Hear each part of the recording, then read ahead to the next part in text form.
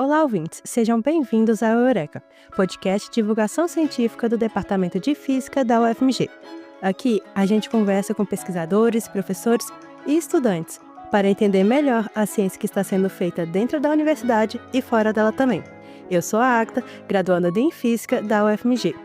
Eu sou o Luiz, graduando de Física na UFMG, e hoje a gente vai ter uma conversa um pouco diferente, né? Um pouco fora do usual do que o Eureka costuma fazer. A gente vai entrevistar hoje dois alunos que representam a turma da UFMG, que representou o Brasil no 17º Torneio Internacional de Física, que ocorreu na Polônia. Lembrando que o seu espaço de física é aqui e o tempo é quando você quiser.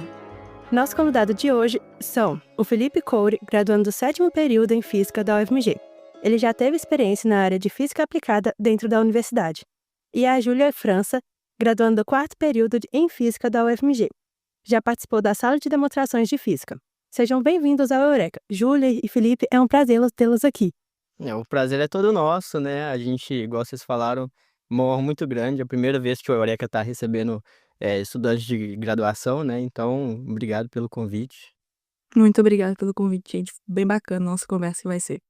Tá, esse torneio, ele, na verdade, vamos dividir em duas partes, pode ser? A gente começa falando sobre a etapa do Brasil e na segunda parte do episódio a gente fala mais sobre o evento internacional. Vocês podem explicar um pouco como que funciona esse processo inicial, né, na fase nacional, que vocês disputam com as universidades do Brasil inteiro? Como funcionam as seletivas para escolher as equipes? Todas as universidades podem se inscrever? Fala um pouco sobre esse processo a nível nacional, assim, antes de ir para o internacional. Então, as universidades, o ideal é que o máximo número de universidades participem, porque é justamente uma seletiva, né? A gente quer pegar a melhor equipe do Brasil para representar a gente no internacional. Então, de certa forma, o ideal seria pegar o máximo número de equipes. Então, a seletiva esse ano aconteceu com 5 equipes. Ano passado foi com 5 também, mas o ideal é ir expandindo, né? E aí, para fazer a inscrição, esse ano a SBF até ajudou, eles disponibilizaram uma plataforma para fazer a inscrição, e aí ficou bem mais fácil e mais organizado esse semestre. Bom, esse semestre, quando foi o meu primeiro participante, o Felipe já tinha participado anteriormente, e a gente pôde ver que as universidades realmente se preparam para isso. É bem bacana a dinâmica de como funciona. A gente teve universidades novas esse ano, que foi a UFBA. E a expectativa é que para esse ano de novo, 2025, a gente tenha mais universidades ainda participando para poder, como o Felipe disse, selecionar o melhor de nós para o internacional. Nessa fase, é preciso criar soluções para alguns problemas em aberto. Quantos problemas são disponibilizados? Quantos problemas vocês conseguiram criar uma solução? Para o brasileiro, eles selecionam dos 17 problemas do IPT, 11, 12 para a gente poder solucionar, todos dentro da lista dos 17. Do brasileiro a gente conseguiu solucionar resolver em partes, né? Porque solução é um problema em aberto, não realmente tem. Uns 9, 8? Uns 8. Uns 8. E pro internacional a gente solucionou 14. E assim, só que tem a diferença de quão bom eles estão para apresentação. Dos bons que a gente tinha, devia ser uns 11, 10. E como vocês fizeram para conseguir quase dobrar essa quantidade? Trabalho em equipe, meu Deus, foi muito trabalho em equipe. O pessoal da disciplina ajudou demais. Realmente foi um trabalho intenso de dias fora do horário de aula para poder trabalhar. Muitos experimentos a serem feitos. O pessoal fora da universidade também ajudou. Então, realmente foi isso. Professores também. Essa parte que a Júlia falou da equipe, né, é muito importante porque, apesar da equipe ser 6 pessoas, né, quem ajuda realmente a fazer os problemas não é só a equipe, né, tipo a equipe estendida que a gente gosta de falar, que é a turma que a gente tem para resolver esses problemas também. Tem uma matéria, quem deu esse semestre passado foram as professoras Lívia e Carol. E nessa matéria os alunos, eles ajudam a gente a resolver esses problemas. Então é super importante que pro nacional e também pro internacional tenha essa ajuda, assim, porque sozinho não realmente não dá para resolver esse tanto de problema. Tá, entendi. Só uma dúvida. Problemas, assim, eles conseguem ser resolvidos com as matérias iniciais do curso, como Física 1, 2, 3 e 4, ou precisa estar num estágio um pouco mais avançado para conseguir desenvolver a resolução desses problemas? Depende muito, assim, do problema em si, né. O IPT é legal que eles têm uma lista de pré-seleção dos problemas, né. eu acho que tem uns 50 problemas, é a lista curta que eles falam. E aí os países, os comitês de cada país, eles votam nos problemas dessa lista para serem selecionados os 17 do internacional. E aí, para serem selecionados esses 17 problemas, tem problemas de cada área, assim.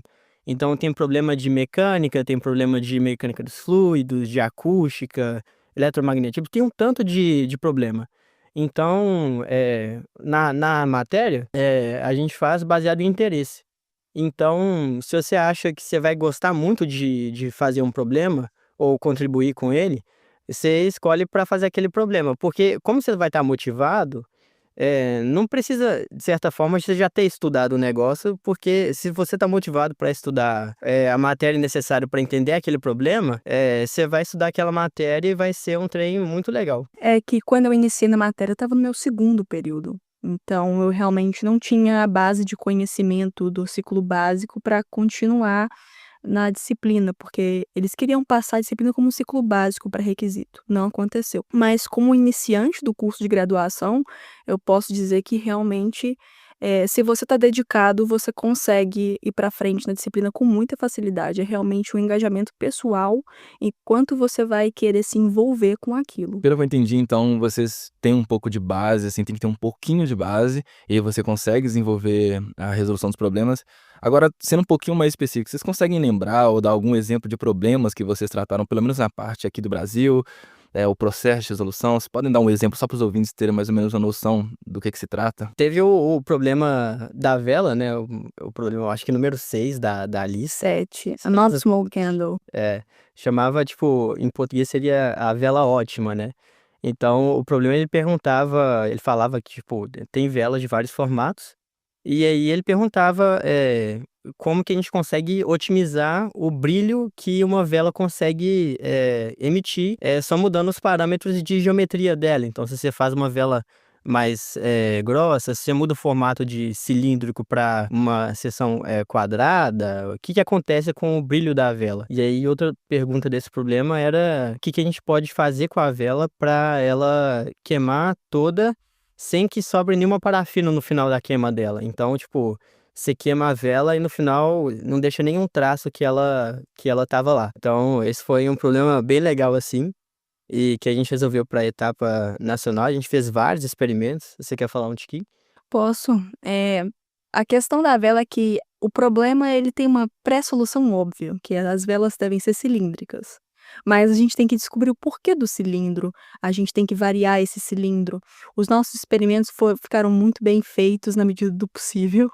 Tivemos alguns problemas de gráfico para poder plotar dados, mas foi muito interessante. Você via o envolvimento dos outros participantes da disciplina no assunto e como eles se dedicaram. O Felipe Fabiano, ele foi uma grande participação nesse projeto. Nossa, ele fabricou vela pra caramba, não? Foi muita vela que aquele menino fez. E foi muito bom o jeito que a gente encontrou de resolver esse problema, porque, como eu disse, era uma resolução fácil, cilindro. Mas como a gente pode otimizar esse cilindro?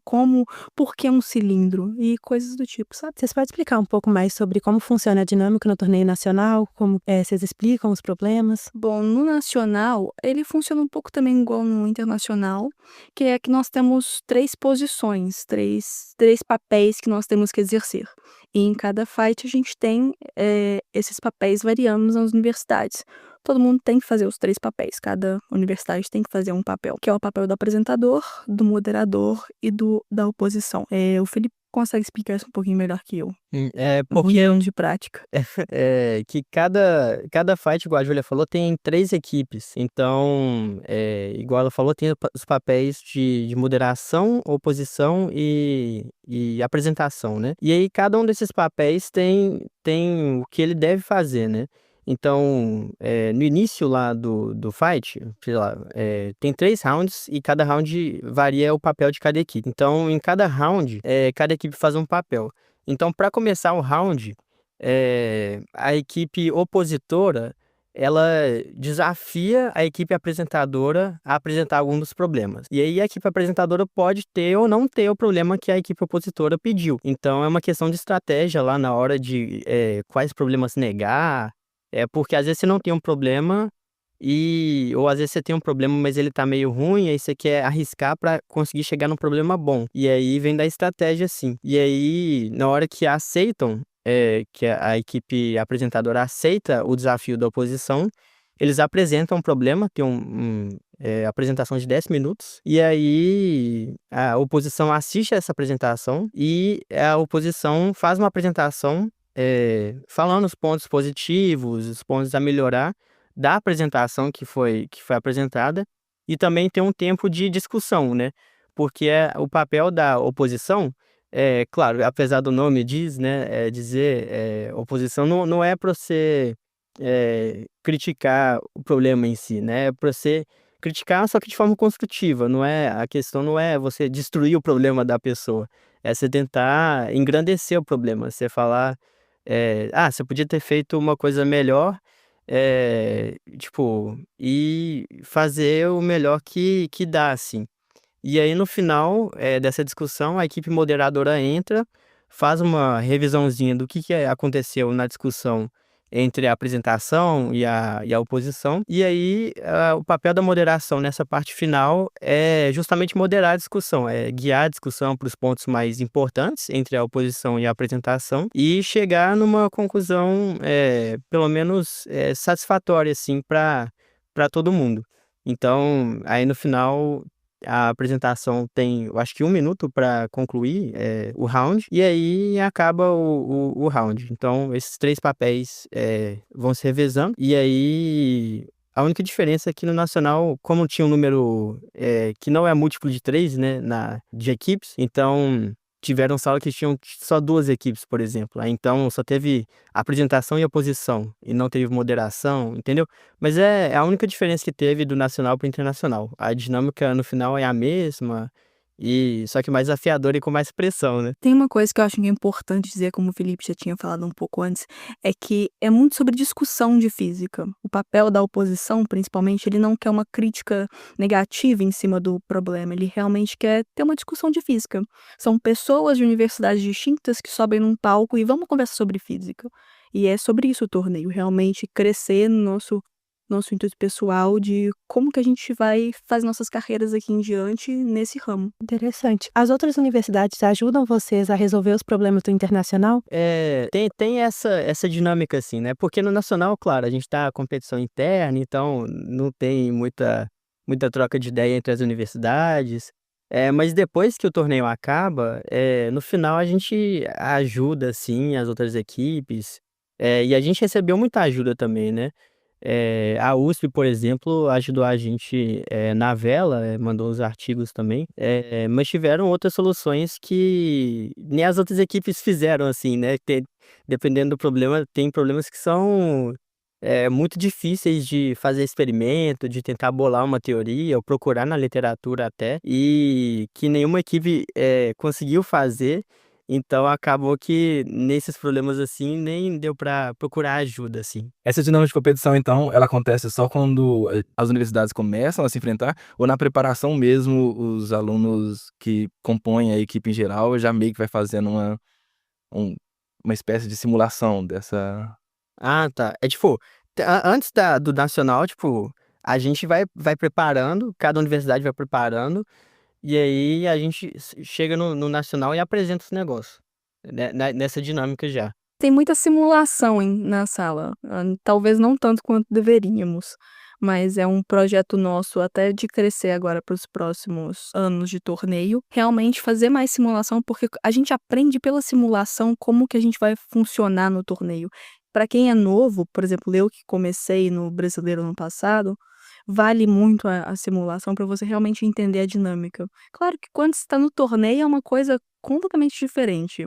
Você tem uma vibe mais competitiva, pesa um pouco mais, mas a simulação é essencial. Entendi. E assim, para os alunos que estão graduando aqui na universidade, como que faz para participar dessa equipe que vai representar a Universidade Federal no processo nacional mesmo? Como que faz para entrar para a equipe? Bom, esse ano vão ter algumas modificações para o próximo semestre da disciplina, mas a princípio teria que fazer a disciplina de programas em aberto que esse semestre está sendo dado pela Maria Carolina e pela Lívia, mas no próximo semestre não tem professores exatos. E a partir da disponibilidade das pessoas que estão dentro da sala de aula, a gente vai formar uma equipe de 6 pessoas no máximo. São de 4 a 6 pessoas, certo? Uhum. E essa equipe, esse próximo semestre, provavelmente serão formadas por 3 pessoas que já haviam participado anteriormente e 3 pessoas novas. Esse é o plano até agora. Não sabemos como vai funcionar porque, né, ainda não aconteceu.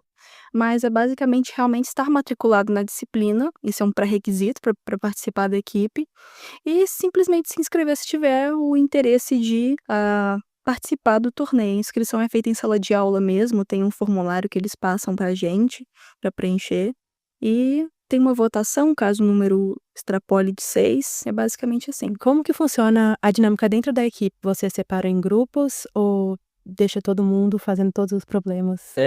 Na equipe, assim, a gente costuma ter os representantes de cada problema. Então, por exemplo, você pega o problema da vela, ficou, por exemplo, eu e a Júlia responsáveis por esse problema. E tem que ser 2 pessoas porque, às vezes, na competição lá, você pode fazer só 2 papéis no mesmo round, no mesmo fight, na verdade, que é o conjunto dos 3 rounds. Então, você não pode fazer mais de 2. Então, por exemplo, se pega um problema que eu apresentei e aí pega outro problema que eu fui responsável para eu opor, eu não posso já, por exemplo, participar nesse outro round moderando, por exemplo. Então, costumam ser 2 pessoas responsáveis por cada problema e aí a gente vai se dividir nos problemas. É por interesse mesmo. Você vê os problemas que você acha mais legal de fazer e aí a gente entra nos problemas achando que vai ser fácil, né? Achando que vai ser legal, não sabendo o sofrimento que vai ter depois para bolar experimento e procurar a teoria. Vocês que escolhem quem vai ser a oposição, tipo assim, quem vai representar na oposição ou é aleatório? A ideia da oposição é que a gente vai desafiar uma universidade. Então, a partir dos problemas que a gente tem na nossa lista, a gente escolhe um e opõe aquele problema. Como o Felipe disse, a gente tem um líder de cada problema. Tende a ser esse líder que vai fazer a oposição do problema. Inclusive, onde ocorre o nacional ou vai variar nas universidades? Importante. Até agora não se oficializou onde vai ser o brasileiro desse ano, mas cada ano uma universidade diferente que cedia o torneio. Ano passado, por curiosidade, foi a própria UFMG que sediou. No ano retrasado foi o UFBC. O FBC. E esse ano a probabilidade é que seja o UFRJ. Não sabemos ainda. Como vocês falaram que vai ser fora daqui de BH, como que vocês fazem para se organizar para ir para a universidade? No ano retrasado, que foi na UFABC, a gente teve que pedir a ajuda também de patrocinadores. Acabou que, como é viagem nacional, foi infinitamente mais barata do que uma viagem internacional. Então, foi mais fácil de conseguir o dinheiro, o departamento tinha ajudado para a gente ir para São Paulo, que é muito mais barato, né? Mas, enfim, patrocínio para internacional foi mais desafiador, assim. Você pode explicar um pouco mais sobre como foi essa fase internacional? Como vocês conseguiram patrocínio? Como vocês fizeram para conseguir o dinheiro para ir lá para fora? Foi assim, como é muito dinheiro, assim, não dá para pedir tudo para uma empresa só, né? Que fica muito caro, assim, né? Então, ajudou que ano retrasado a gente também tinha passado para o internacional. E ano passado a gente conseguiu uns patrocínios também. E as empresas se disponibilizaram para ajudar a gente também no ano seguinte, nesse ano, caso a gente passasse também pro internacional. E acabou que a gente passou bom, deu menos dor de cabeça, assim, né? A Versatus, que é uma empresa que ajudou a gente também, foi uma dessas empresas que se disponibilizaram de novo. Eles ajudaram a gente ano passado e nesse ano também. Espero que continue ajudando também, se caso aconteça de novo, da gente ter a sorte de passar no ano que vem. Felipe e Júlia, muito obrigada pela participação. Vocês poderiam citar o nome das outras pessoas que participam da equipe? Claro, depois tem a gente, né? E também tem o Pedro, a Pietra, o Patrick, que foi nosso capitão. Você quer falar o nome do resto? o Danilo e nossas professoras, a Lívia e a Maria Carolina, que realmente fizeram uma contribuição assim sensacional. A gente agradece todos os participantes da equipe que ajudaram vocês virem aqui no Eureka. E com isso a gente encerra mais um episódio do Eureka. Se curtiu, compartilha com aquele amigo que adora ciência, números e boas histórias. Fique ligado no nosso Instagram, onde pode saber de antemão quem serão os próximos convidados e deixar suas perguntas para fazer aqui. Nos vemos no próximo episódio. Esse podcast é um projeto de extensão do Departamento de Física da UFMG, orientado pelo professor e pós-doutor Bruce Vega e pela bibliotecária-chefe Gislene Rodrigues. Roteiro escrito por Agatha Vitória, Caroline Leite, John Carvalho, Júlia Manata, Luiz Henrique, Wallace Silva e o Everton Caso. Gravado no Laboratório de Experimentações Sonoras da Fafiche.